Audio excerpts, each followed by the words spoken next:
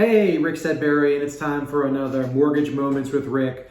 Today I want to talk about, what costs are involved when you're actually purchasing a home. There's lots of conversations out there talking about inspections, appraisal, closing costs, and also prepaids. So what are those fees that are all involved when you go to purchase a home? So once you've received an accepted contract, first and foremost, you're going to put up what's called a good faith deposit. And what this is an actual deposit that you're putting down that actually keeps the contract binding as a sign of good faith that you are serious about purchasing the home. After that, you typically have a 10-day inspection period in which you will pay for inspections to actually have done to the home. This will make sure that there's no glaring repair issues or any major concerns. At that point, we get what's called an appraisal.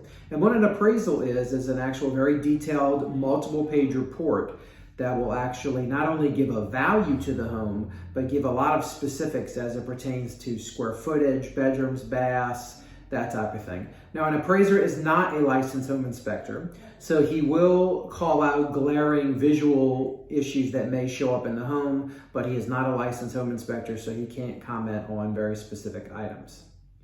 At that point, these are the only things that you pay for upfront. The balance of these closing costs and prepaids are not done until you actually go to the active sale. Now, what's included in these figures?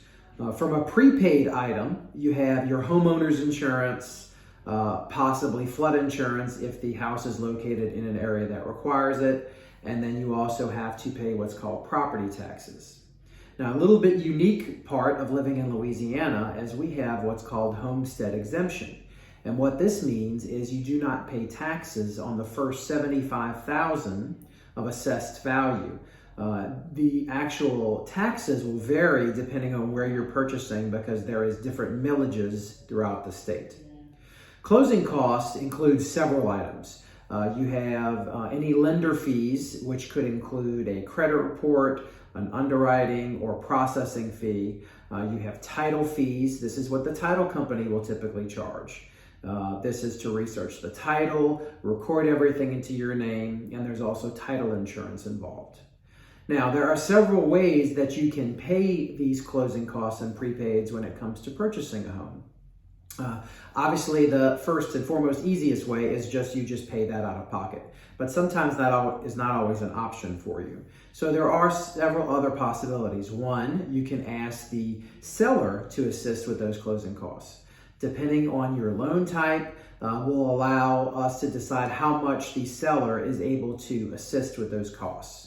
Also, sometimes, depending on the program, you might be able to finance in some of those, if not all of those costs that are involved. So there are several options out there when it comes to these closing costs and prepaids. Do you have to pay it out of pocket? Are you able to finance it?